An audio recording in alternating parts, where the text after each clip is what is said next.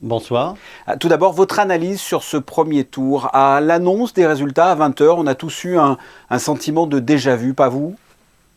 Oui, c'est effectivement c'est le titre de une Oui. de notre journal ce matin, un air de déjà vu.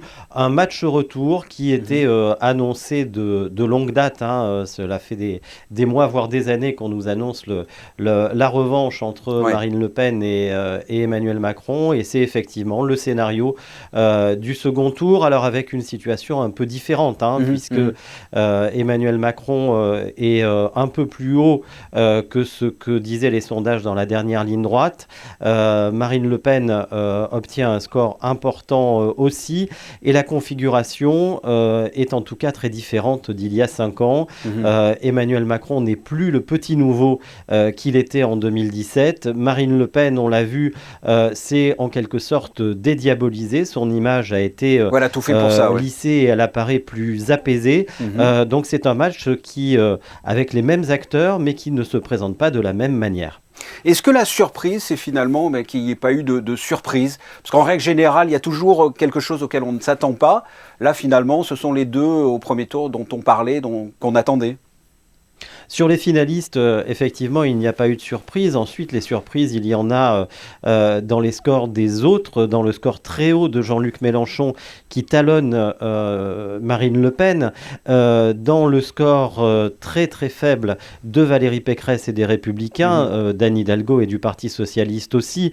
C'est l'effondrement total des Oui. partis traditionnels. Imaginez, il y a 10 ans, en 2012, le PS et les Républicains totalisaient 56% des suffrages au premier tour. Aujourd'hui, ils dépassent à peine 6%. C'est terrible. Comment est-ce que l'on explique ça? Quelles sont vos explications concernant cet effondrement des deux partis, j'ai envie de dire dinosaures, hein, c'est-à-dire le PS et les Républicains? Vous l'avez très bien dit, qui habituellement au premier tour, il y a quelques années, raflaient tout pratiquement à eux deux.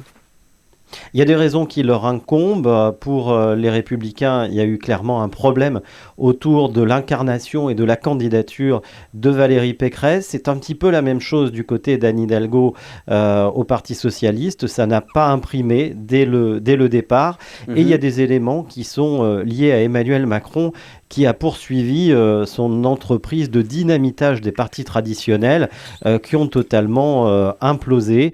Et le résultat de ce premier tour le démontre et démontre que c'est allé très loin.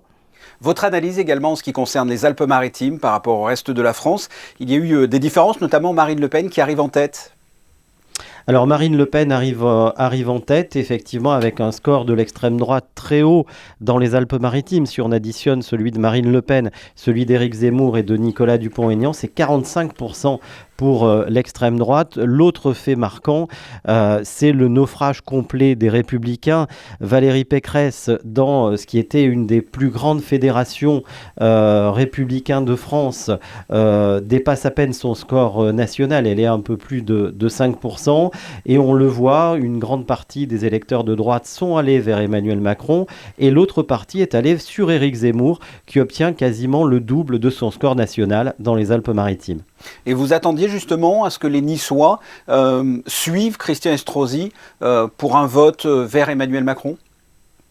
C'est une demi-surprise, mais c'est une surprise quand même, parce qu'on voit que l'électorat traditionnel de la droite est totalement parti, il n'existe quasiment plus, Mhm. alors que c'était un des départements où la droite était le plus haut, le Oui, plus oui. fort, et on voit une nouvelle traduction de la guerre entre Éric Ciotti, qui était soutien de Valérie Pécresse, Mhm. et Christian Estrosi, qui a depuis un moment basculé dans le camp d'Emmanuel Macron. Le deuxième tour, comment voyez-vous ce deuxième tour qui sera probablement beaucoup plus serré qu'il y a 5 ans?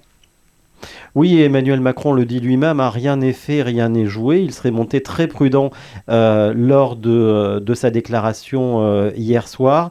Et là aussi, la configuration est totalement différente et on Mhm. n'imagine pas un score conforme à celui de 2017. Emmanuel Macron avait obtenu 66%. Aujourd'hui, les sondages lui donnent entre 51 et 54%. Donc on voit Mhm. que le match va être extrêmement serré avec beaucoup de paramètres et notamment les interrogations et les incertitudes sur les reports de voix des électeurs qui ont choisi Jean-Luc Mélenchon. Et ils sont nombreux, plus de 22%. C'est une des clés de ce scrutin et de cet entre-deux tours.